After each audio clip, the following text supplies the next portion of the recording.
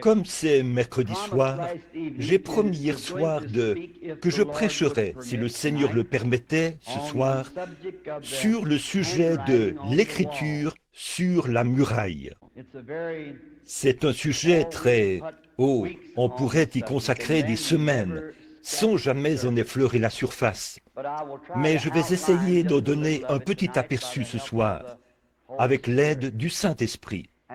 Et maintenant, je veux lire dans Daniel, chapitre 5, verset 25. Nous y lisons ceci. Voici l'écriture qui a été tracée. Mené, mené, tekel, upharsin. Et maintenant, que le Seigneur ajoute ses bénédictions à la lecture de la parole. Je me demande si notre brave frère, le concierge ici, voudrait bien éteindre ses lumières vives. Je suis Son faisceau est orienté dans cette direction-ci. Merci, c'est très gentil. Je ne peux pas voir l'auditoire. En fait, quand je parle à quelqu'un, j'aime le regarder en face quand je parle. Pour moi, c'est vraiment comme si j'avais un contact personnel avec les gens. Maintenant, nous faisons confiance à notre Seigneur ce soir, alors que nous essayons de prendre le temps de traiter de ce sujet. Je sais que c'est un sujet très vaste, et ce sujet, c'est un sujet d'évangélisation, et non un sujet de guérison divine. Mais c'est pour la plus grande des guérisons divines. Le corps le plus malade que je connaisse ce soir, c'est le corps spirituel de notre Seigneur Jésus sur cette terre. Il est si déchiré, si brisé, qu'il a vraiment besoin de guérison divine.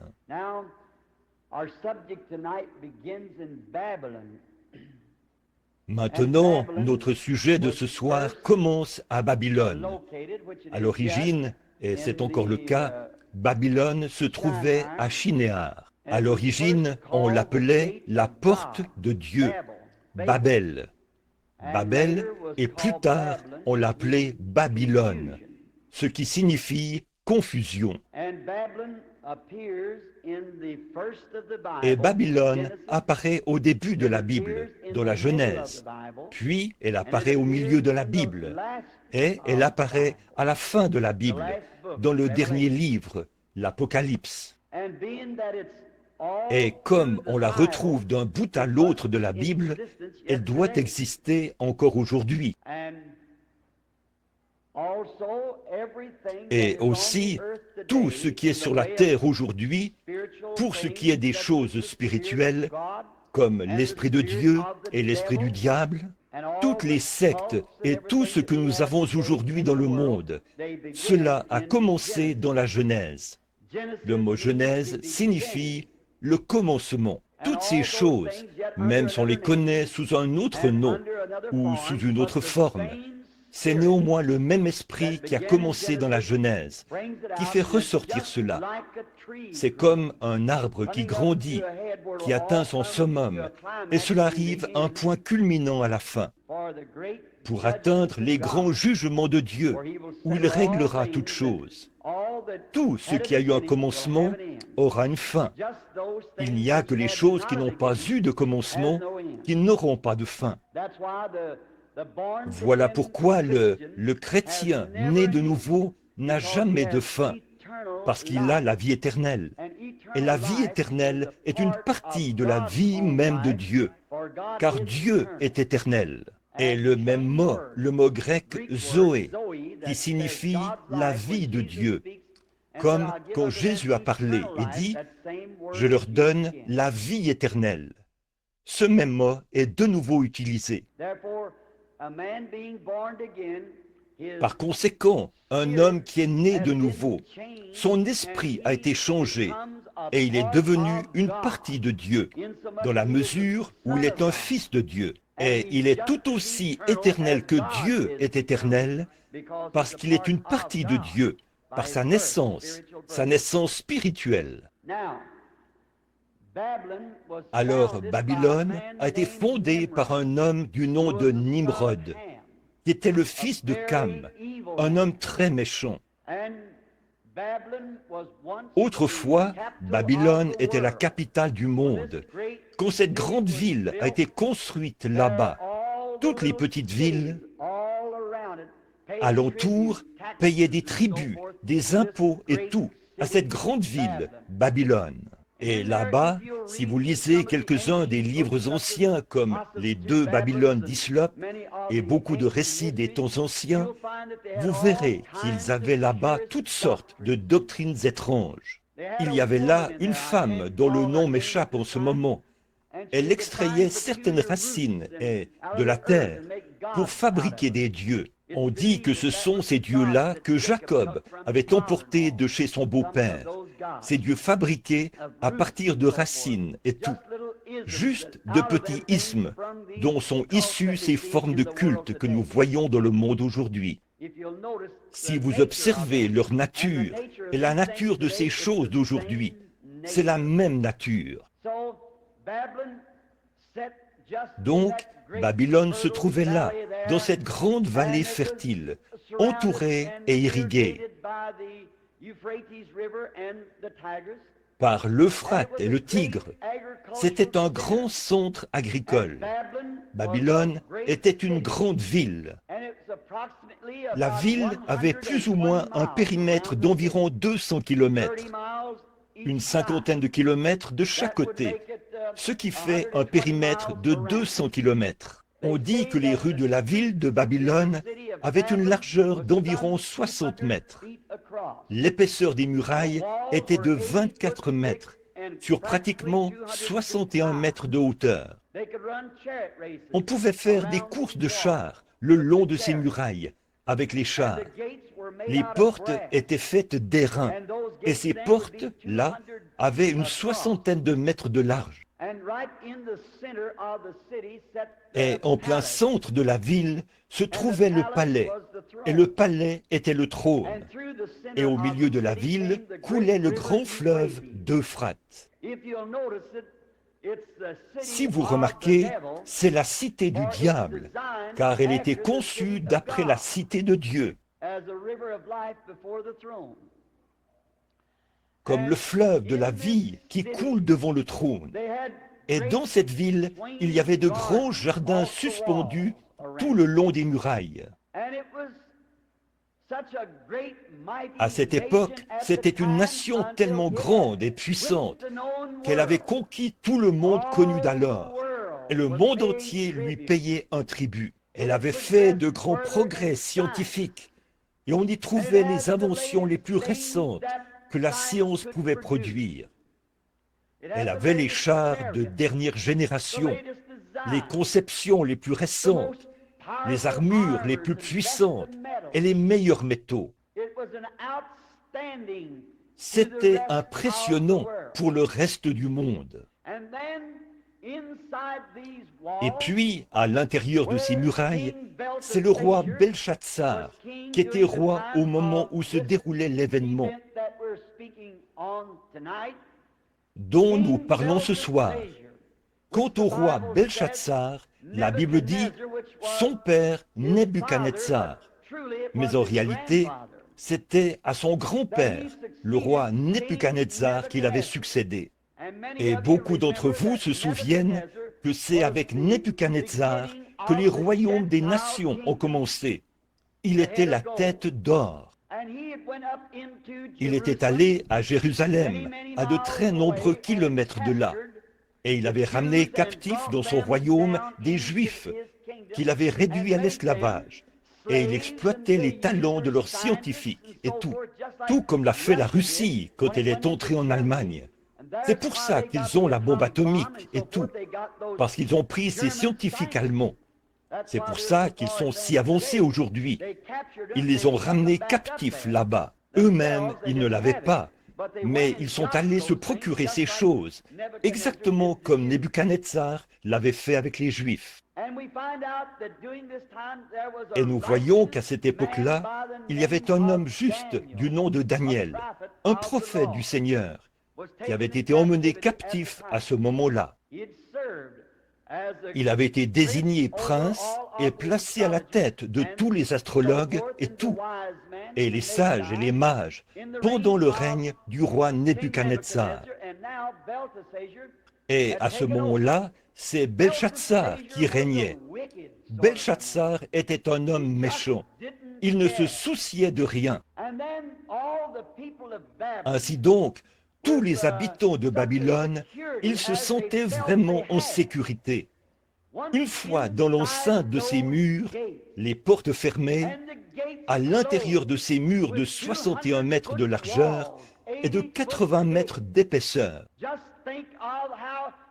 Imaginez-vous un peu comme ils devaient se sentir en sécurité dans l'enceinte de ces murs. Mais souvenez-vous simplement de ceci. Peu importe combien la science vous met en sécurité, Dieu vous atteindra si vous péchez. Il n'y a qu'une seule sécurité, c'est en Jésus-Christ. Maintenant, alors qu'ils se croyaient très importants, du fait d'être la nation qui dominait le monde, une civilisation moderne très typique de celle dans laquelle nous vivons, cette fabuleuse Amérique. Je suis moi-même un peu troublé, mais j'ai bien peur que nous soyons en train d'avoir la même attitude qu'eux, que nous avons l'impression, parce que nous avons ce que nous pensons être les meilleurs scientifiques, et les meilleures mitrailleuses, les bombes atomiques, les avions les plus rapides, et nous avons une espèce de « étant la nation qui domine sur le reste du monde ». Nous avons en quelque sorte élaboré notre sécurité en excluant Dieu.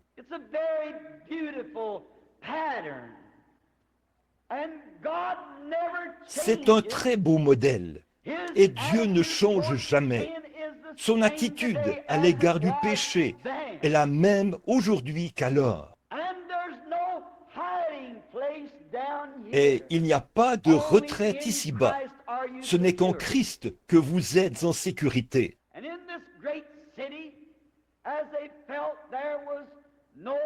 Et dans cette grande ville, ils estimaient qu'il n'y avait absolument aucun moyen pour une armée d'envahir la ville. Les murailles étaient hautes et imposantes. Ils avaient des équipements modernes. Et ils étaient coupés du monde extérieur. Mais ils étaient bien loin de se douter qu'une nation méchante, appelée les Mèdes et les Perses, les hindous de l'Inde d'aujourd'hui, oh, comme ils étaient bien loin de se douter qu'à de très nombreux kilomètres de là, on creusait le lit de l'Euphrate pour en détourner le cours et marcher sur la cité en passant sous les murailles. Pourtant, ils se croyaient en sécurité. C'est ce qu'ils croyaient tout ce temps. Si donc c'est ce sentiment qui les habitait, alors ils se sont mis à patauger dans le péché. Il semble que quand l'homme en arrive au point où il croit se suffire à lui-même, le péché commence à avoir de l'emprise sur lui.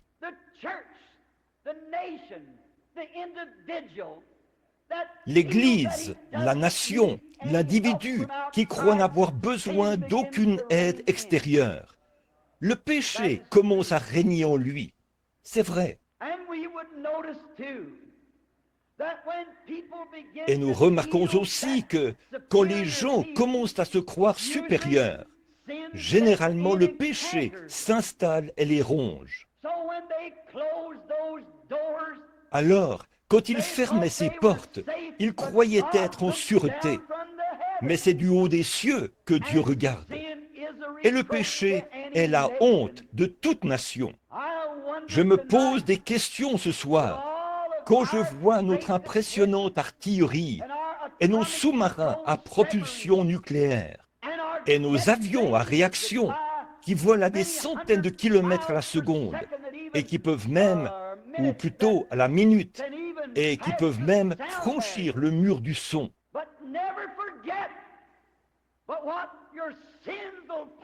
Mais n'oubliez jamais que vos péchés vous atteindront.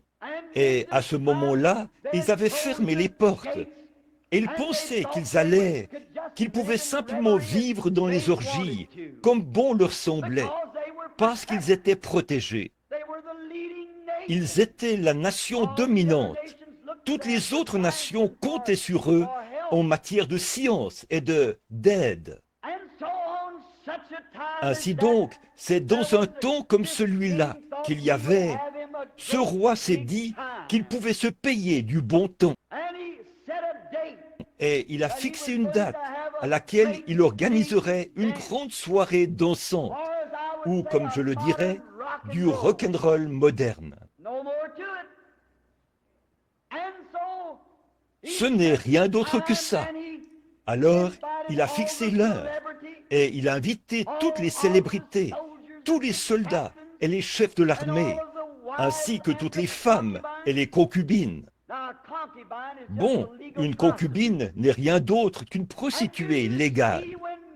Et voyez-vous que quand l'homme croit se suffire à lui-même, il se met à patauger dans le péché et il s'est procuré les meilleures liqueurs qu'il pouvait trouver pour cette grande soirée de rock'n'roll qu'il se préparait à offrir. Il se croyait en sûreté. Il se disait que rien ne pouvait lui nuire parce qu'il était en sûreté. Et c'est dans l'un des jardins qui était juste derrière le palais qu'il offrait cette partie de plaisir. Et pendant qu'ils étaient là-bas, dans le jardin, peut-être qu'il l'avait impeccablement décoré et y avait suspendu tout le clinquant et avait fait venir toutes les danseuses et beaucoup de femmes pour divertir les soldats, ainsi que de la bière et du vin. Si ce n'est pas là un bon tableau moderne d'une soirée de rock'n'roll aujourd'hui, je ne sais pas où en trouver un. Tout à fait. Ils avaient tout apprêté et ils se préparaient à se payer du bon temps. Et il ne fait aucun doute que beaucoup de femmes mariées sont venues.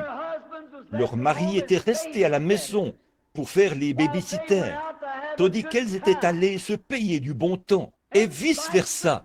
Sans doute qu'une mère était là, à faire les 100 pas au salon, avec un bébé malade, alors que son ivrogne de mari était allé se payer du bon temps.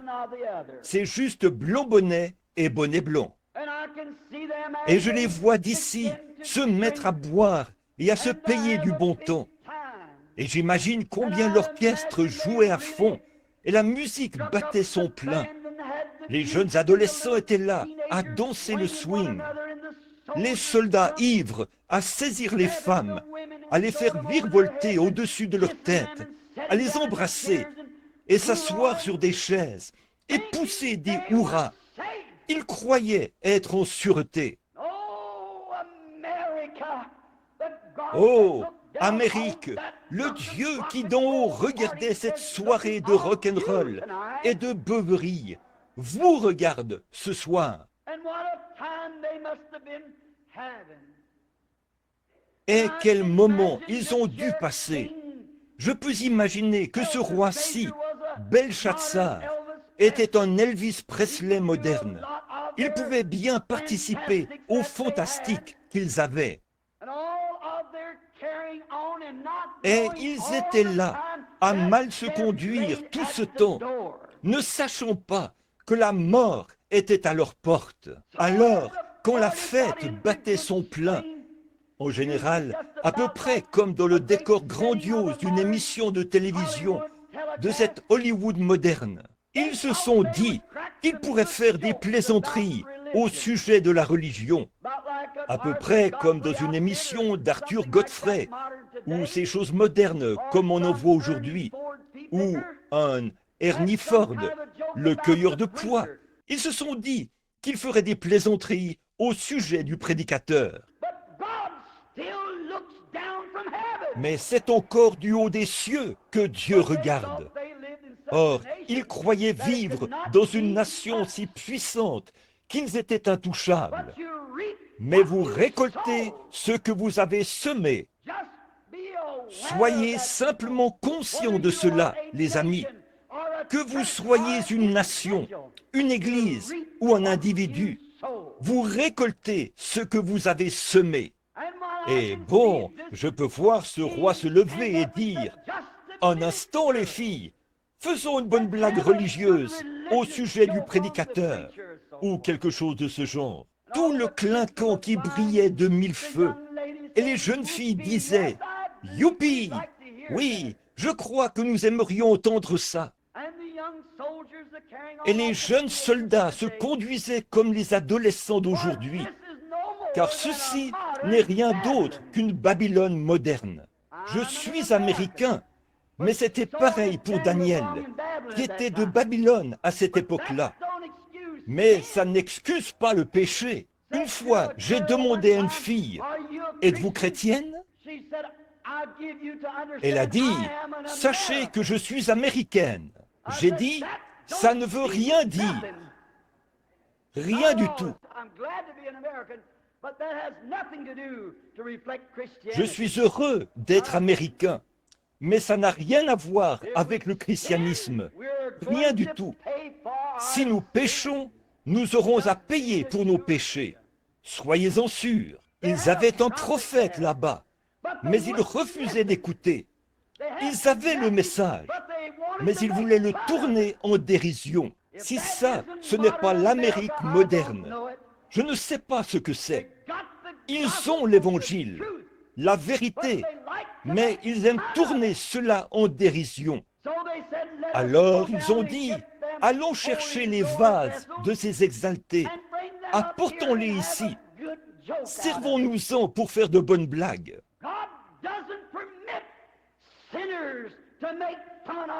Dieu ne permet pas aux pécheurs de ridiculiser son peuple. Vous aurez à le payer un jour. Ils sont allés prendre les vases de l'Éternel et les ont apportés dans le temple.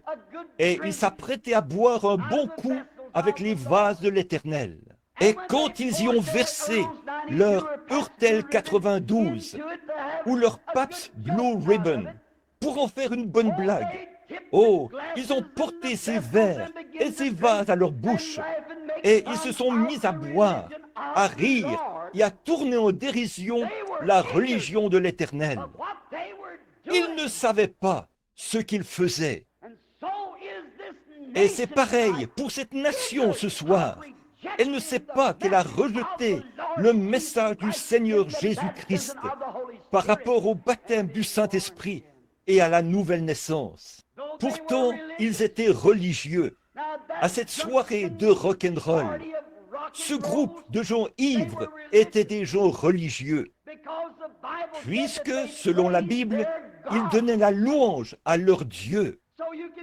Donc, vous pouvez être très religieux, être quand même dans l'erreur. C'est vrai, il ne s'agit pas de votre sincérité. Telle voie paraît droite à un homme, mais son issue, c'est la voie de la mort. Ils avaient donc une grande église d'État, une religion qu'ils pouvaient servir. Et ils tournaient en dérision les choses saintes de Dieu. Et c'est un exemple très typique d'aujourd'hui. Tourner en dérision les choses saintes de Dieu. Ils traitent les gens, ces gens qui essayent de mener une vie pure, décente et droite, ils les traitent de vieux jeux ou d'exaltés, ou ils leur collent une sorte de nom scandaleux. Et les dons du Seigneur, ces choses qu'il accomplit, ils appellent cela l'œuvre d'un esprit impur, comme par exemple un diseur de bonne aventure ou un démon. Oh, comment échapperez-vous au jugement? Le sang des martyrs crie contre cela. Si Dieu ne juge pas cette nation pour son péché moderne, il devra ressusciter Sodome et Gomorrhe et leur présenter des excuses pour les avoir détruits. C'est vrai, nous sommes voués au jugement et ces grands prodiges que vous voyez notre Sauveur béni opérer, ce sont des signes avant-coureurs qui montrent que le jugement est proche. Et ce pays a été passé au peigne fin, d'un bout à l'autre, de l'est à l'ouest, du nord au sud. Et ils rejettent cela, s'en moquent, le critiquent, le présentent dans leurs journaux comme des absurdités. Pensez-y, c'est une Babylone moderne. Donc, pendant qu'ils buvaient, qu'ils trinquaient en choquant leur coupe, tout à coup, quand ce grand playboy de cinéma, du nom de Belshazzar, était sur le point de boire une gorgée de sa coupe, on aurait dit que ses yeux étaient exorbités. Comme il se tournait pour regarder vers le château, car il a vu, venant du ciel, la main d'un homme, et elle s'est mise à écrire sur la muraille. Je veux vous faire remarquer que c'est sur la chaux qu'elle écrivait. Bon, peut-être que les chandeliers étaient juchés sur du clinquant, autour du lieu où se déroulait le rock'n'roll moderne, et que leur lumière vacillait sur la muraille. Dieu ne se cache pas pour faire des choses.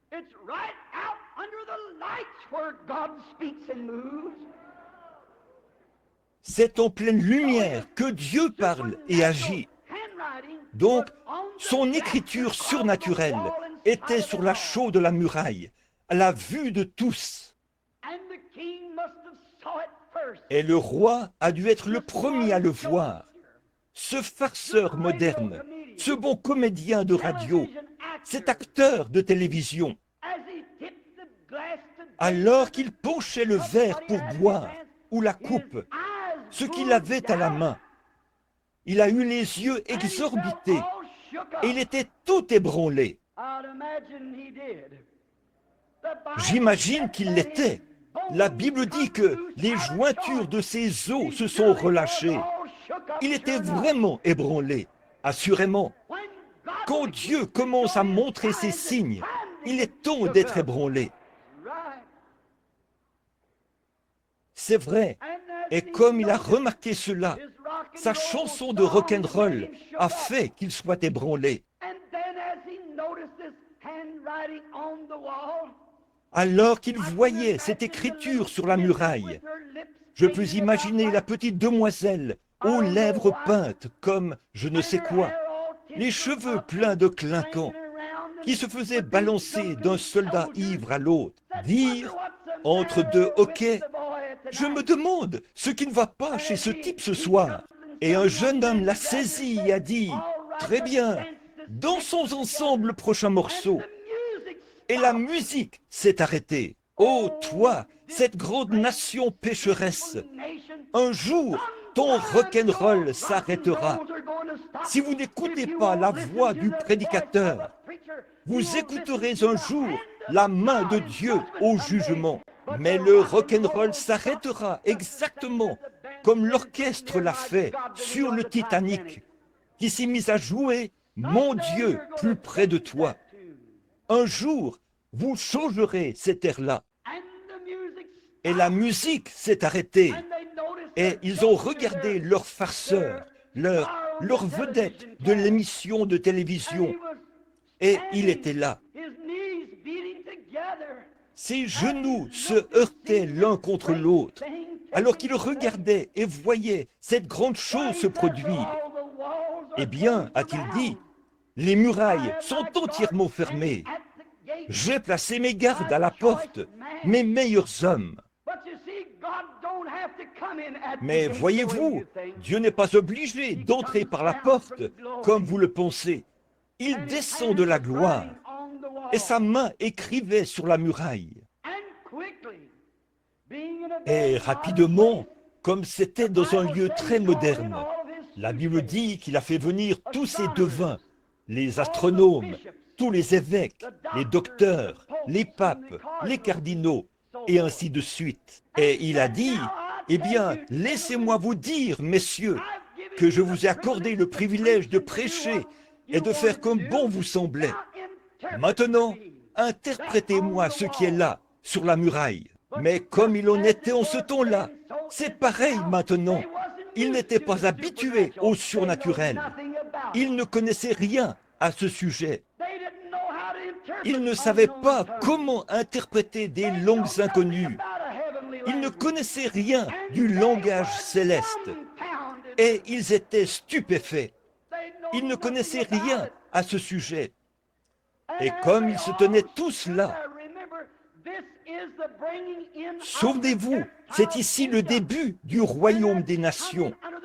Et comme il a commencé par le surnaturel, il se terminera par le surnaturel. Mais ces évêques, ces cardinaux et ces grands docteurs ne pouvaient pas interpréter le surnaturel. Ils ne connaissaient rien à ce sujet.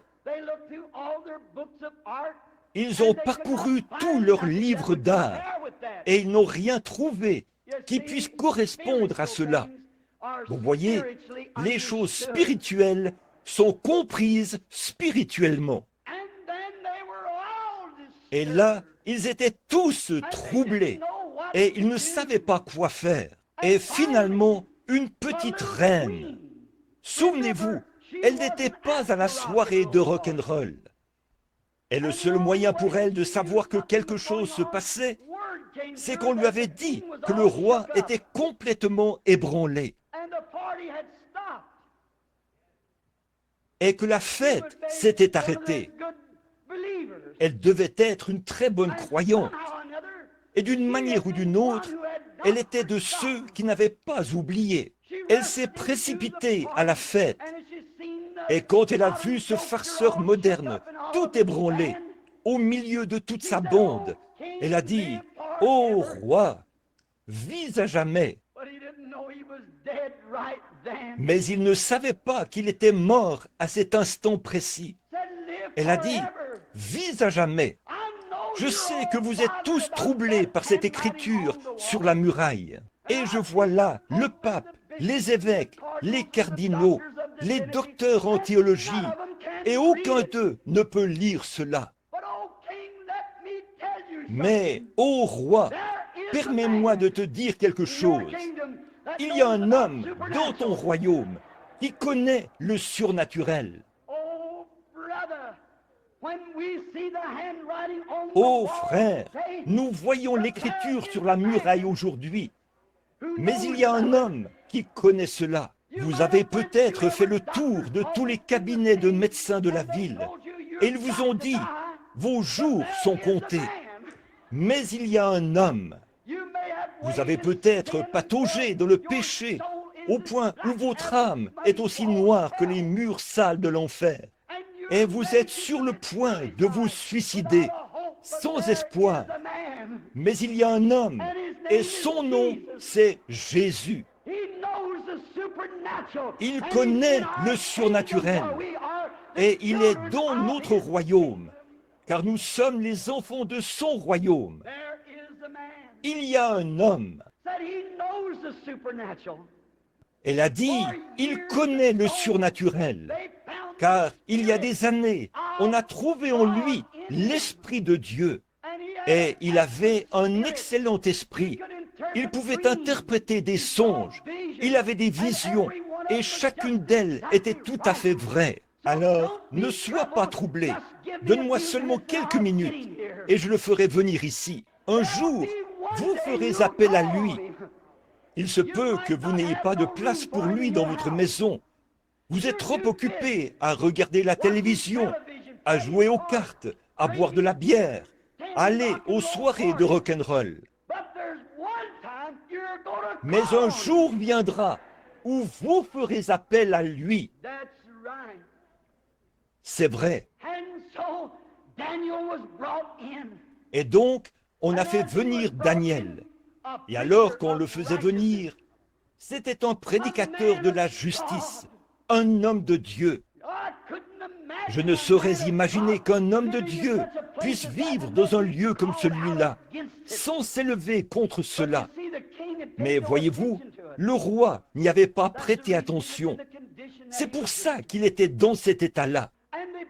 Et on a fait venir Daniel, et il a dit, « Pourquoi tes papes et tes docteurs ne peuvent-ils pas t'en donner l'interprétation ?» Ils n'avaient rien en eux qui puisse donner l'interprétation. Alors, qu'est-ce qui s'est passé? Daniel a dit, « Oh, Belshazzar, tu savais toutes ces choses. Elles ne te sont pas cachées. » Et je dis à l'Amérique, j'aimerais pouvoir leur faire entendre ma voix en ce moment.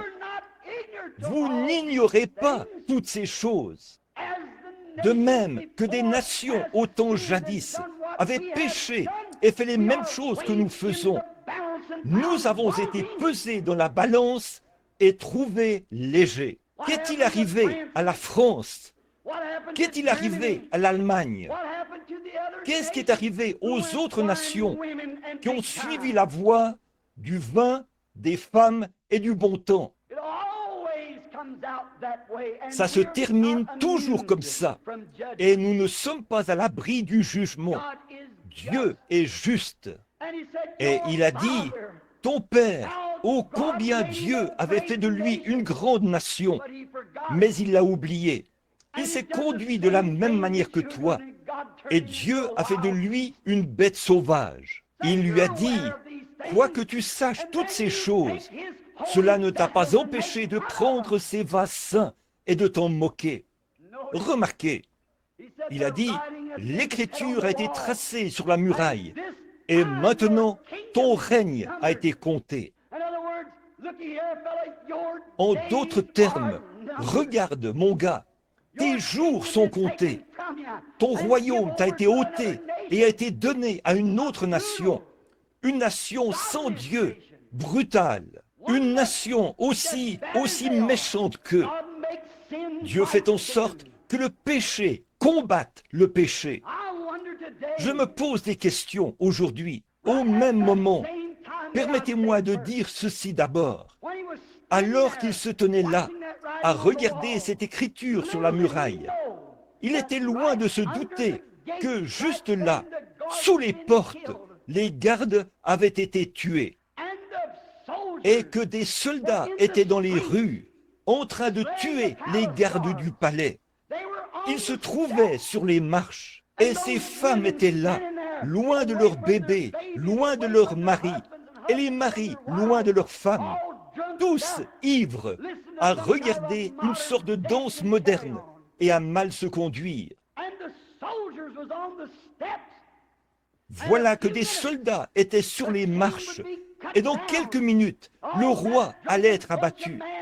Toute cette bande d'hommes ivres allait être abattue par une nation athée, possédée du diable. Et les femmes se feraient dépouiller de leurs vêtements, les jeunes filles et tout, et elles se feraient violer dans la rue. Puis on les saisirait par les talons et on fracasserait leurs crânes sur les murailles. On les taillerait en pièces après avoir commis des actes avec elles dans la convoitise. Des soldats ivres et fous, c'était à la porte, car ils avaient été pesés dans la balance et trouvés légers. Et je me pose des questions aujourd'hui, au vu de toutes nos activités modernes, tous les rires et toutes les moqueries au sujet des services de guérison, tous ces rires et toutes ces moqueries à l'égard de l'Église du Dieu vivant, et toute cette inconduite, comme la Bible avait dit qu'il ferait, emportés, enflés d'orgueil, ayant l'apparence de la piété, mais reniant ceux qui ont fait la force. Je me pose des questions en ce jour où nous croyons tant être en sécurité. Et tout à coup, nous découvrons que la Russie a 5 ans d'avance sur nous, sur le plan scientifique. Nous avons été à trop de fêtes. Nous pataugeons trop dans le péché. L'Église est tellement dormie qu'elle ne se soucie plus des réunions de prière. Les gens sont indifférents. Eux aussi, ils ont fait entendre leur voix pour parler contre le vrai et authentique esprit du Dieu vivant. Ils ne veulent pas de ces choses. Ils sont tellement dénominationnels, tellement guindés. Ils n'ont pas de temps à consacrer aux réunions de prière. Ils sont occupés à regarder la télévision, à aller au cinéma et à traîner quelque part, à des beuveries et tout. C'est vrai, cela peut sembler démodé, mais c'est ce dont la nation a besoin aujourd'hui. Il y a trop de gens qui manipulent l'évangile avec mollesse, avec des gants de caoutchouc. Il doit être manipulé à main nue par le Saint-Esprit. C'est tout à fait vrai. Dans l'un de ses messages, il y a environ une semaine ou deux, Billy Graham a dit ceci. Il a dit, cette nation peut devenir un satellite de la Russie à n'importe quel moment où la Russie le désire. Où en sommes-nous? Vous achèterez les disques d'Elvis Presley et vous vous abstiendrez de venir à l'église afin de rester à la maison pour écouter « Nous aimons ceci » un de ces jours. Vous avez été pesé dans la balance et trouvé léger. Qu'est-ce qui s'est passé? Il y a une écriture sur la muraille. Les Russes ont installé un Spoutnik sur lequel nous n'avons aucun contrôle, à 800 km de la Terre. Et ils pourraient en envoyer une demi-douzaine au-dessus des États-Unis dans les 30 prochaines minutes. Puis appeler et dire « Rendez-vous, sinon vous ne serez qu'un tas de cendres dans quelques minutes. » Ils peuvent le faire. Il n'y a rien que nous puissions faire pour les arrêter. C'est entre leurs mains. Ces communistes impies, insensibles, sans cœur. C'est ce que Dieu utilise pour mettre le péché en lumière. Certainement. Si vous lisez la Bible, la Russie est censée le faire, d'après l'Apocalypse. Très bien. Vous qui enseignez la prophétie, vous pourrez ne pas être d'accord avec cela, mais attendez simplement jusqu'à la fin. C'est précisément dans ce but que la Russie a été placée ici. C'est la Bible qui le dit. Maintenant, voici qu'elle possède un Spoutnik. Nous avons essayé d'en lancer un l'autre soir. Nous croyions pouvoir faire comme eux. Cela est monté à peu près d'1 mètre du sol et s'est éteint. Trop de rock'n'roll et de péché. Nous avons été pesés dans la balance et trouvés légers. Ô Dieu, sois miséricordieux. Que ferons-nous? Qu'est-ce qui arriverait s'ils envoyaient ces Spoutniks chargés de missiles et disaient « Rendez-vous, sinon vous ne serez qu'un tas de poussière dans 5 minutes ». Bien sûr, notre gouvernement se rendrait afin de sauver des vies. C'est la seule chose qu'ils puissent faire. Alors, qu'est-ce qui arriverait à certains d'entre vous, les Américains, à nous tous ici? Pas ici, mais je veux dire à l'échelle nationale.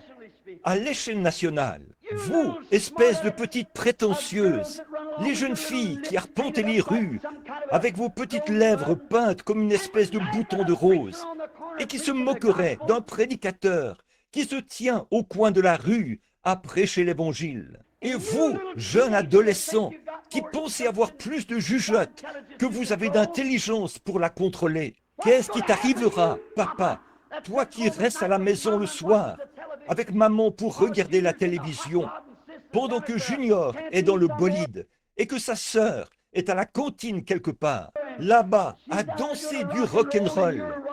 Et toi, tu es là à regarder la télévision et à te moquer de l'évangile. Que vous arrivera-t-il, vous, membres d'église? Comment finirez-vous? Il se peut que vous ayez votre nom sur tous les registres de la plus grande église de la ville. Mais à moins d'être en sécurité sous le sang du Seigneur Jésus, vous périrez avec ceux qui périront. Il n'y a aucun espoir pour vous. Qu'est-ce qui arrivera? Il y a un Spoutnik là-haut. Et qu'est-ce qui arriverait? La nation se rendrait, bien sûr. C'est la seule chose qu'il conviendrait au gouvernement de faire. Puis, qu'est-ce qui arriverait? Des vagues et des vagues de navires remplis de soldats. Des vagues et des vagues d'avions atterriraient dans ce pays. Les femmes se feraient violer dans les rues. Que feriez-vous? Ça leur appartiendrait. Vous seriez chassés de vos maisons et ils s'en empareraient. Que vous arrivera-t-il, vous les jeunes filles et vous les jeunes hommes et tous les autres à ce moment-là? Quand on pêche, il faut en payer le prix.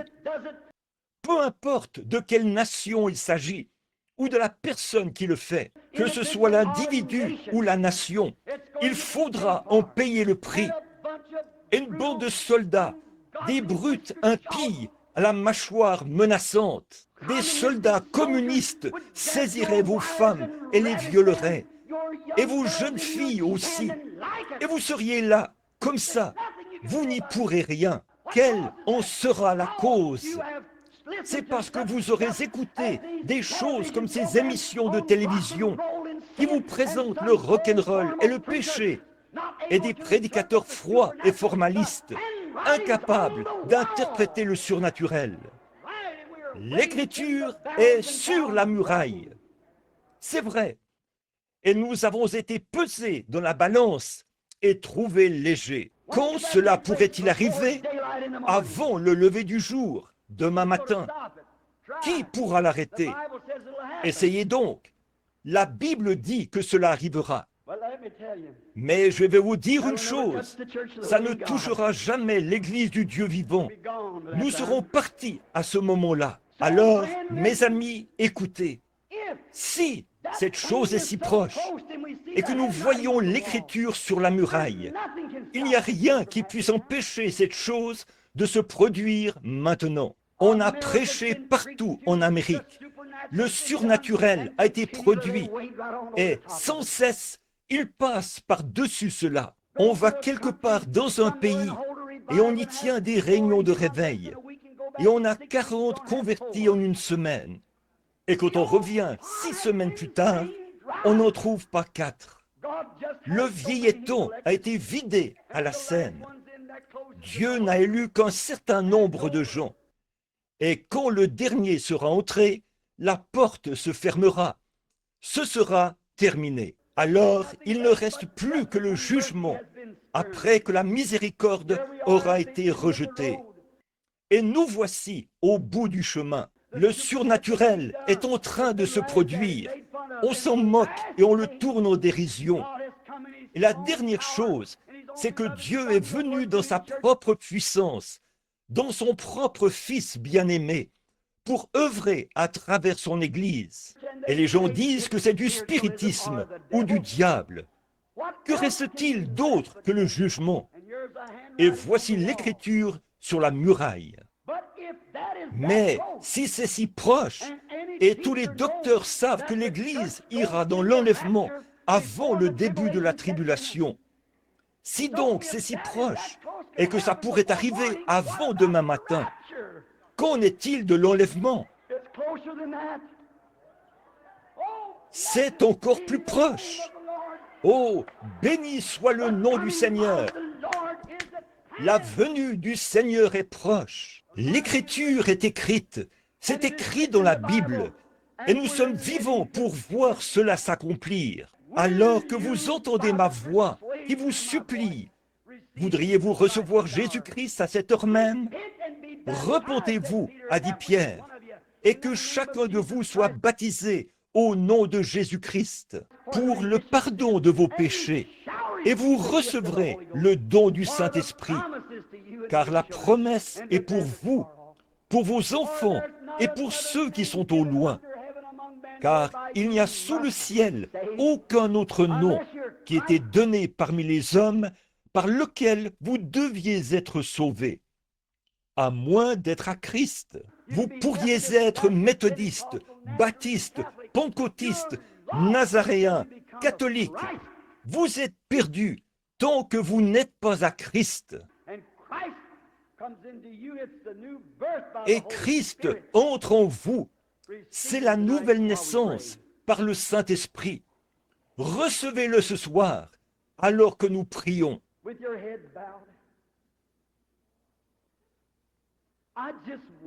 Avec la tête inclinée, je me demande simplement ceci. Combien ici savent que cette grande chose pourrait arriver? Vous pourriez aller au lit avec votre femme ce soir, et demain matin, elle ne sera plus là. Vous, les pères et les mères, vous pourriez embrasser vos petits au moment de les mettre au lit ce soir, et demain matin, leur petit lit sera vide. Et vous descendrez la rue pour voir ce qui est arrivé à Madame Jones. Elle aussi sera partie. L'enlèvement est proche. La Bible l'a clairement annoncé. Et alors que l'occasion vous est donnée dans cette réunion, vous, en tant qu'homme intelligent et femme intelligente, pourquoi ne pas écouter cet appel dans votre cœur et dire « Seigneur Dieu, remplis-moi de cette vie éternelle ». En effet, si votre esprit a encore une conception intellectuelle, vous êtes attaché à la terre. Mais quand l'Esprit de Dieu, qui est descendu du ciel, entre dans votre cœur, il vous donne le Saint-Esprit en vous. Et quand viendra la tribulation, l'Esprit, le Saint-Esprit, retournera à son Créateur. Et vous partirez avec lui. Peu importe combien vous êtes religieux, vous n'irez pas, à moins qu'il y ait quelque chose en vous pour vous emporter. Combien de gens ce soir, avec la tête inclinée, face à ce message, voudraient lever la main vers Christ et dire « Oh Dieu, remplis-moi de ton Saint-Esprit. Et si tu viens, je veux aller avec toi. » Voulez-vous lever la main? Que Dieu vous bénisse partout dans l'Église. Il y a littéralement 200 mains levées ou plus. Amis pécheurs, si vous n'avez jamais accepté Christ, voulez-vous maintenant lever la main pour dire « Seigneur Jésus, sois miséricordieux envers moi. » Que Dieu vous bénisse, madame. Que Dieu vous bénisse ici et vous, là derrière. Quelqu'un d'autre, souviens-toi de moi, Seigneur. Que Dieu vous bénisse ici, ici en bas. Que le Seigneur soit avec vous. Souviens-toi de moi, ô Seigneur. Mes yeux viennent de s'ouvrir. Je me rends compte que j'ai peut-être fait profession d'être chrétien pendant longtemps, mais je n'ai jamais su ce que c'est que de naître de nouveau. Je n'ai jamais reçu le Saint-Esprit. C'est pourquoi, si un homme ne naît de nouveau, il n'entrera point dans le royaume, ou ne pourra même pas voir le royaume. Voulez-vous lever la main pour dire « Sois miséricordieux envers moi, ô Saint-Esprit, et quand tu viendras chercher l'Église, prends-moi. » Que Dieu vous bénisse, madame. Quelqu'un d'autre, souviens-toi de moi, ô Dieu. Que Dieu vous bénisse, monsieur. Que Dieu vous bénisse, madame. Souviens-toi de moi, ô Dieu. Que Dieu vous bénisse ici, jeune homme. Que Dieu vous bénisse là-bas, madame. Là derrière, jeune dame, là derrière. Et vous, là derrière, madame. Sois miséricordieux envers moi, ô Dieu, alors que je vois que l'écriture est sur la muraille. Je suis assez intelligent, disons, pour voir que ce qui a été dit en s'appuyant sur la Bible. Ce soir, ce n'est qu'une répétition de l'histoire. Nous sommes à la fin. Il n'y a rien qui puisse aider. La chose qui détruira le monde se trouve entre les mains d'un pécheur. Il n'en reste plus que quelques-uns. Il se peut que vous soyez le dernier qui est destiné à venir à Christ. Quand cette dernière personne entrera, le jugement s'abattra. Il ne manque plus qu'une chose, et c'est peut-être vous. Voulez-vous le recevoir ce soir, alors que nous attendons? Une vingtaine, une trentaine de mains se sont levées. Maintenant, nous n'avons pas de place ici pour faire un appel à l'autel, pour faire venir les gens ici à l'avant, parce que nous n'avons pas de place. Mais je vais vous demander, certainement, oh, soyez sincères, et écoutez la voix de l'avertissement. Soyez sincères et demandez à Christ, là où vous êtes assis, « Seigneur, sois miséricordieux envers moi qui suis un pécheur, et reçois-moi avant que je franchisse le voile de la miséricorde. » avant que je laisse passer mon jour de grâce, à force de persister dans le péché, sois miséricordieux envers moi, Seigneur. Et il le fera. Maintenant, priez ainsi, alors que je prie avec vous. Seigneur béni, nous sommes dans un état terrible ce soir. Alors que nous lisons ta parole, nous savons qu'à tout moment, les radios pourraient lancer une annonce et les orchestres de rock'n'roll commenceraient à jouer « Mon Dieu plus près de toi ». Mais il serait alors trop tard. Le jugement se serait abattu. Des missiles sont pointés sur nous. La destruction sur des kilomètres et des kilomètres par des tonnes et des tonnes d'énergie atomique qui balayerait la Terre. Et tout, ça embraserait le monde entier. Et c'est entre les mains d'un pécheur.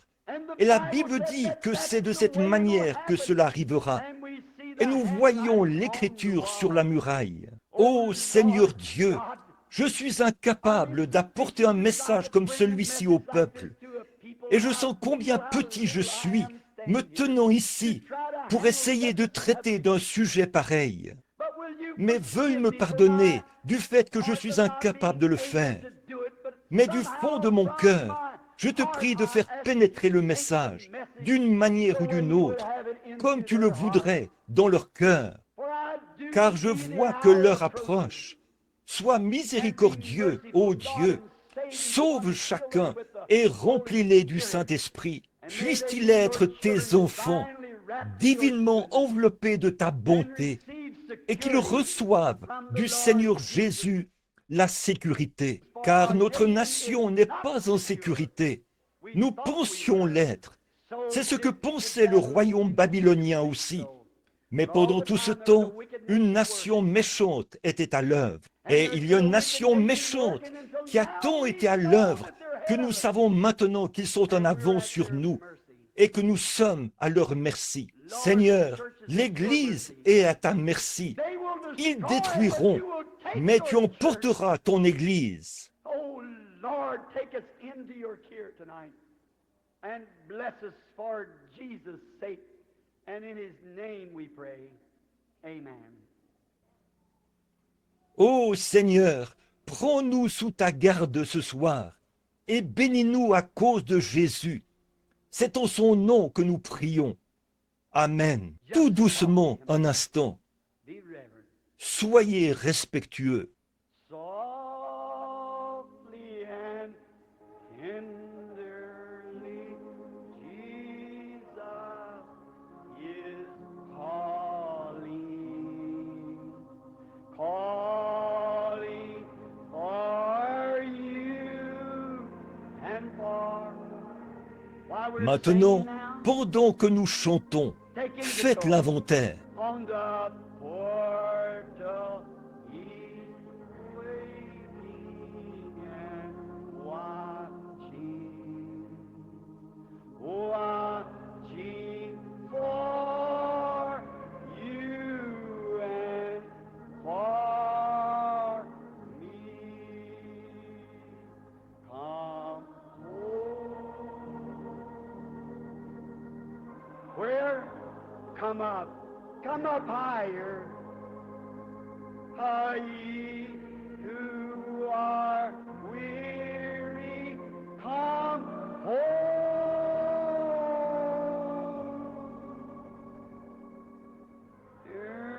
Earnestly, tenderly, Jesus is calling, oh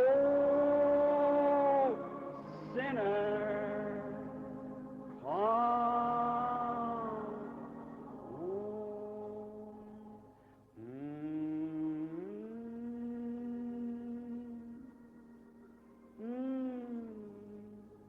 Oh, wouldn't it be a Oh, ne wonderful serait-ce time pas un for moment it to happen merveilleux just now? si cela arrivait maintenant même?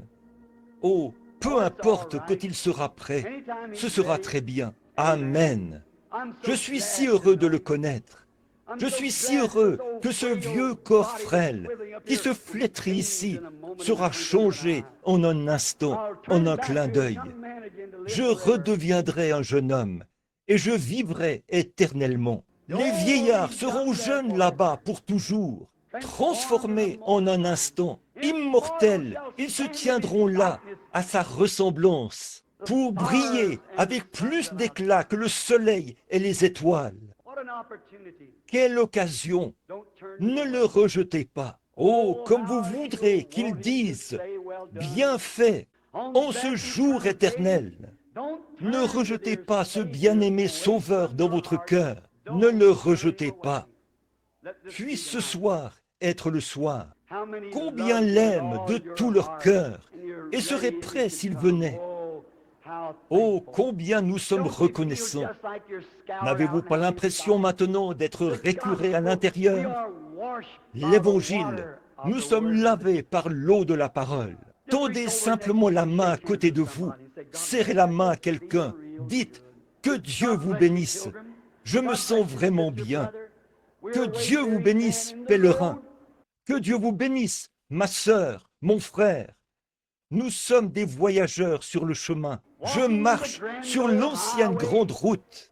Disons partout où je vais, être un chrétien à l'ancienne mode, Seigneur.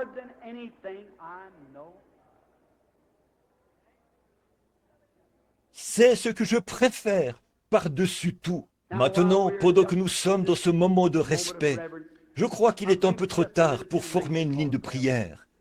Je crois que le Saint-Esprit est très content de ce grand nombre de gens qui sont venus à Christ. Maintenant, trouvez-vous une église au plus vite. Faites-vous baptiser et fréquentez cette église, une bonne église remplie de l'Esprit, et restez-y tant que vous vivrez. Quelles sont les œuvres que Christ a promis de faire? Il a dit, les œuvres que je fais, vous les ferez aussi. Alors, sa présence est ici. Or, je sais, mes amis, je sais, sans l'ombre d'un doute, que Jésus est ici. Il y a ici un homme. C'est le même homme qui a marché en Galilée. C'est le même homme qui vous a racheté par son sang et qui vous a guéri par ses meurtrissures. Et il est ici pour accomplir et faire tout ce qu'il a fait, parce qu'il est le même Seigneur Jésus.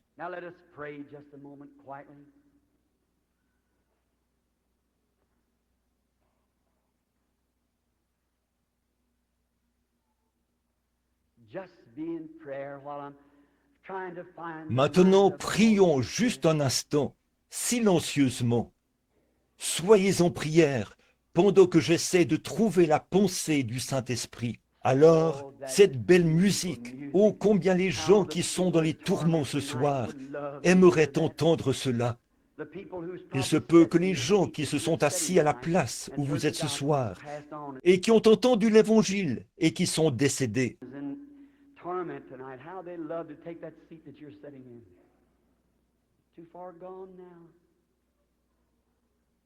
soient dans les tourments ce soir. Combien ils aimeraient occuper ce siège où vous êtes assis? C'est trop tard maintenant. Seigneur, toi qui as créé les cieux et la terre, toi qui as envoyé le Seigneur Jésus béni ici sur la terre, en lui habitait la plénitude de l'Esprit. Et tu as dit par ses lèvres, « Je suis le cep, vous êtes les sarments. » Le cep ne porte pas de fruit par lui-même, mais ce sont les sarments qui portent le fruit. Je te prie, ô Dieu, de te manifester ce soir parmi nous, afin que ces gens sachent que le message qui vient d'être prêché, que cela vient de toi, que tu nous avertis de nous préparer et que les derniers jours sont proches. Il se peut qu'il y ait des malades assis ici, Seigneur. Encourage-les en leur accordant la guérison, car nous le demandons pour la gloire de Dieu. Maintenant, Seigneur, alors que nous nous abandonnons à toi en tant qu'Église du Dieu vivant, après avoir vu, je pense, que toutes les mains se sont levées ici, je te prie ce soir, Seigneur, de faire quelque chose de spécial pour nous. Accorde maintenant à ces gens de s'abandonner au point que le Saint-Esprit agisse en eux par une grande foi et fait que je m'abandonne à toi et que tu agisses par tes dons pour prouver que tu es au milieu de nous, puisqu'il pourrait y avoir des nouveaux venus parmi nous. Nous le demandons au nom de Jésus. Amen. Car il fait toujours miséricorde avant le jugement. Je demanderai au ministre de rester ici et de prier. Prions. Et maintenant, surtout que je viens de prêcher, je vais simplement vous demander, peut-être à vous qui êtes ici à l'avant, ou peu importe où vous êtes, de commencer à dire ceci. La Bible dit ceci: il est le souverain sacrificateur qui peut être touché par le sentiment de nos infirmités. Eh bien, s'il est donc le souverain sacrificateur d'hier, il est le même aujourd'hui. Alors le même acte qu'il a accompli hier, il l'accomplira aujourd'hui, s'il est le même. Pas vrai? Alors, s'il peut être touché maintenant, touchez-le par le sentiment de vos infirmités et attendez qu'il vous réponde. Pensez un peu, quand il s'est tenu devant un auditoire comme celui-ci un jour, un homme s'est approché, il s'appelait Pierre, ou plutôt, il s'appelait Simon. Et il a dit, « Ton nom est Simon, tu es le fils de Jonas, mais à partir de maintenant, tu t'appelleras Pierre. » Qu'est-il devenu par la suite? L'apôtre bien-aimé. Quand Philippe a trouvé Nathanaël et qu'il est venu, il a dit, « Voici un Israélite en qui il n'y a point de fraude. » Autrement dit, un chrétien, une personne honnête. Il a dit, « D'où me connais-tu, Rabbi ?» Il a répondu, « Avant que Philippe t'appelle, quand tu étais sous l'arbre, je t'ai vu. » La femme qui avait la perte de sang est venue. Il a regardé l'auditoire. Il pensait que ses œuvres étaient du diable. Il disait dans leur cœur, « C'est Belzébul. » Et il a perçu leurs pensées. Pas vrai? Il a dit, « Je ne fais rien que le Père ne m'ait montré premièrement. Et les œuvres que je fais, vous les ferez aussi. » Donc, il doit l'être s'il œuvre dans son Église, parce que c'est sa parole. Maintenant, je veux vous demander, s'il y a au moins 2 ou 3 personnes dans cet auditoire à qui le Seigneur accorde d'avoir assez de foi pour toucher son vêtement, et qu'ils reviennent en esprit agir exactement comme il l'a fait quand il était ici sur la terre, seriez-vous tous convaincus au point de l'accepter comme votre guérisseur? Le feriez-vous? Dites « Amen » si vous le feriez. Puisse-t-il l'accorder? C'est ma prière. Maintenant, priez, si vous le voulez bien. Combien de malades ici veulent être guéris? Levez la main. Partout, très bien. Des malades qui veulent être guéris. Maintenant, s'il y a quelqu'un dans ce bâtiment de tous ceux que je regarde, je ne connais personne. Je pense que c'est Rosella qui est assise ici, la jeune fille qui était alcoolique. Elle avait été appelée lors d'une réunion quelque part. Elle était alcoolique. Les médecins l'avaient abandonnée. Quand elle avait été appelée par le Seigneur, cette jeune fille sait que je ne l'avais jamais vue et que je ne la connaissais pas. Et le Seigneur lui a tout dit au sujet de sa vie et de son état. Et il lui a dit qu'elle se rétablirait. Et la voici ce soir, un trophée de la grâce de Dieu. Elle était si plongée dans l'alcool que les uns après les autres, les médecins l'avaient abandonnée, même les alcooliques anonymes. Elle, je la connais. Mais sinon, je suis presque sûr que ce frère qui me regarde, qui est assis juste ici en complet gris, c'est le frère qui nous apporte les fleurs. Je crois que c'est vrai. Je n'arrive pas à me rappeler son nom maintenant. Il n'y a pas longtemps, il était chez moi avec frère Bosé. Schultz, frère Schultz. Autrement, je pense avoir vu frère Fred Sothman il y a quelques instants, quelque part dans le bâtiment. Mais là, j'ai oublié où c'était. Toutefois, il est ici quelque part. Et je ne connais personne d'autre. Mais Dieu vous connaît tous. Si vous voulez simplement prier et demander à Dieu, mettez votre foi à l'épreuve. Que personne ne se déplace maintenant. Soyez vraiment respectueux pendant les quelques instants qui vont suivre. Maintenant, crois seulement, si vous le voulez bien. Soyez le plus respectueux possible pendant quelques instants. Restez assis en silence. Pensez donc, Christ l'a promis. Encore un peu de temps et le monde ne me verra plus. Mais vous, vous me verrez, car je, pas un autre. Je est un pronom personnel. Je serai avec vous jusqu'à la fin du monde. Les choses que je fais, vous les ferez aussi. Jésus-Christ, le même hier, aujourd'hui et éternellement.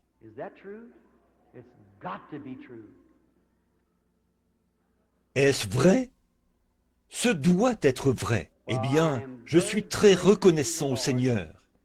Je voudrais... Vous pouvez lever la tête si vous le désirez. Juste ici, au coin, il y a une dame assise juste ici au coin. C'est une femme de couleur. Madame, je ne vous connais pas. Dieu vous connaît. Mais il y a maintenant cette lumière juste au-dessus de cette femme. Et là, si le Seigneur me révèle quel est votre problème et ce pourquoi vous priez, croirez-vous que c'est le Seigneur Jésus qui est là pour vous aider? Vous devez avoir des ennuis ou quelque chose que vous désirez, parce que la lumière est là. Vous voyez, mes amis, vous dites, « Eh bien, je ne la vois pas. » Il est possible que vous ne la voyez pas. Je regarde tout droit vers elle en ce moment. Voyez, vous dites, « Eh bien, frère Branham, si vous pouvez la voir avec vos sens, je le peux aussi. » Oh non, Paul a vu cela. Il a vu Jésus sous la forme d'une lumière. Et ceux qui étaient avec lui ne l'ont pas vu. Voyez, les mages ont vu l'étoile, la lumière qui les conduisait, mais personne d'autre ne l'a vue. Ce n'est donné qu'à certaines personnes. Ce sont des dons. Cette femme a des problèmes de sinus. C'est vrai. Vous avez aussi des problèmes cardiaques. C'est tout à fait vrai. Écoutez, votre nom c'est, on vous appelle Essie. Oui. Votre nom de famille c'est Upshire. Oui, oui. Vous habitez sur la rue North Cleveland. Votre adresse, c'est le 1264. C'est tout à fait vrai. Vous avez touché quelque chose, madame. Vous savez que ce n'est pas moi que vous avez touché. Cette jeune fille qui est assise là, à côté de vous, elle est en train de prier, elle aussi. Et elle prie pour quelqu'un d'autre. C'est votre mère. Elle a des problèmes de poumons. Et vous avez un lien quelconque avec cette femme-ci. Vous êtes sa belle-fille. Et vous vous appelez Marguerite. C'est vrai. Et vous habitez au même endroit. Je vous vois en train d'y entrer. Qu'en pensez-vous, monsieur? L'homme qui est assis juste là, à côté. Croyez-vous que Jésus-Christ est le Fils de Dieu? Vous le croyez? Si le Seigneur me révèle quel est votre problème, l'accepterez-vous? Vous avez des problèmes d'estomac. C'est vrai. Si c'est vrai, levez-vous. Tout à fait. Vous êtes prédicateur. Bien sûr, vous dites, il voit les vêtements de clergé qu'il porte. Très bien. En plus de ça, on s'attendrait à ce que vous soyez un presbytérien. Mais vous êtes un prédicateur pentecôtiste. C'est vrai. Amen. C'est votre nervosité qui vous cause cet ulcère. C'est parti. Rentrez chez vous et soyez guéris, frère. Amen. Ayez foi en Dieu. Ne doutez surtout pas. Qu'en pensez-vous, vous qui êtes assise juste ici? Oui. Croyez-vous? Croyez-vous que je suis le serviteur de Dieu? Vous voulez recevoir quelque chose de Dieu? Si Dieu me révèle ce que vous voulez, croirez-vous que le surnaturel est en train de se produire? Le croirez-vous? Exactement ce que Jésus dirait? De tout votre cœur. Vous avez une tumeur, et cette tumeur se trouve sur votre hanche. C'est vrai. Et vous avez aussi des problèmes d'estomac. C'est causé par votre état nerveux. C'est vrai. Oui. Vous vous appelez Eva May. Votre nom de famille, c'est Ridman. Vous habitez sur la rue 1378, 13e rue Ouest. C'est exact. Pour que vous sachiez que je suis le serviteur de Dieu. C'est votre petite fille qui est assise là. Vous désirez qu'on prie pour elle. Cette petite fille souffre d'hémorragie. Et ça lui arrive quand elle s'agite ou quand elle se met à pleurer très fort. C'est ainsi dit le Seigneur. Ce petit garçon est son frère. C'est vrai. Vous désirez qu'on prie aussi pour ce petit garçon. Il souffre de constipation. Et de plus, il a perdu beaucoup de poids ces derniers temps.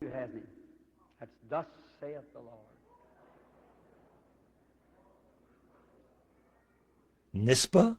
C'est ainsi dit le Seigneur.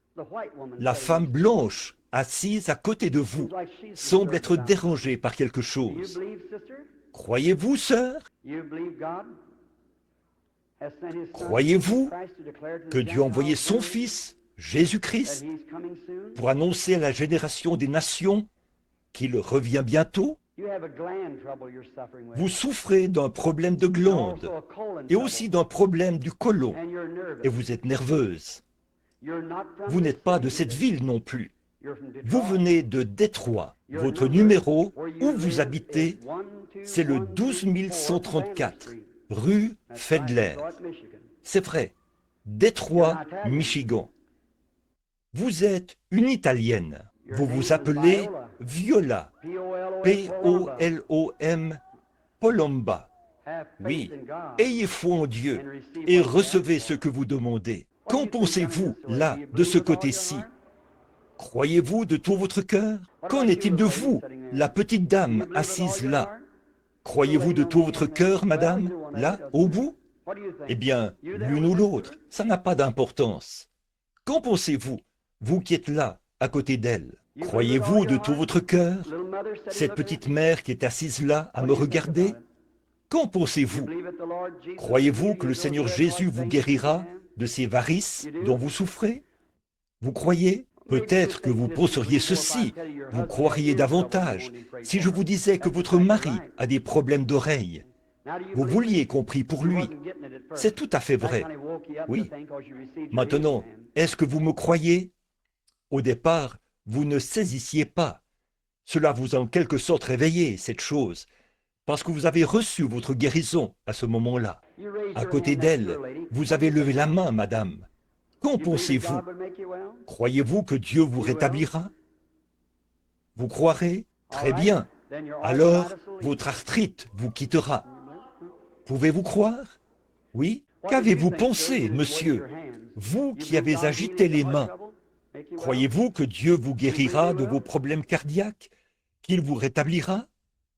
Croyez-vous qu'il le fera? Vous qui êtes assis là, à le regarder, croyez-vous aussi?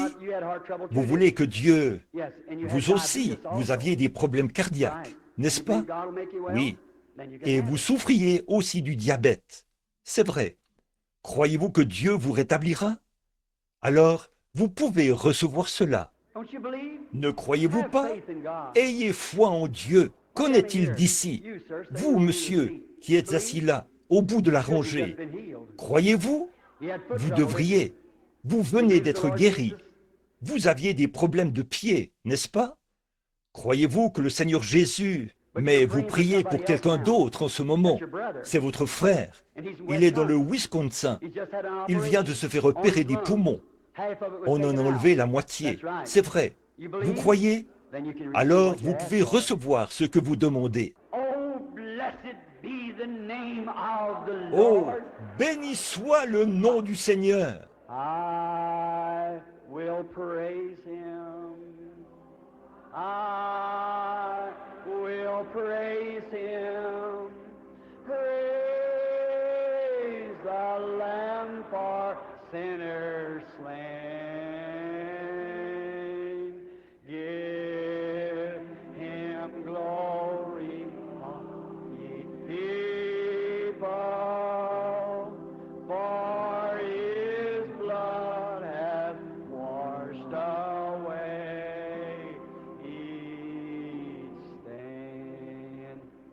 Seigneur béni, un jour nous te verrons venir de là-bas dans les cieux. Nous savons que tu es ici maintenant dans un corps spirituel. Tu t'es parfaitement illustré devant nous. Le monde ne peut pas lire cela, Seigneur. Nous ne nous attendons même pas à ce qu'ils le fassent, parce que tu as dit, ils ne me verront plus. Mais nous savons que tu as des enfants qui peuvent te voir. Nous avons des enfants qui te connaissent, et nous en sommes reconnaissants. Et nous te prions maintenant d'envahir ce bâtiment par le grand Saint-Esprit et de guérir chaque malade ici présent. Maintenant, que la gloire te revienne, Seigneur.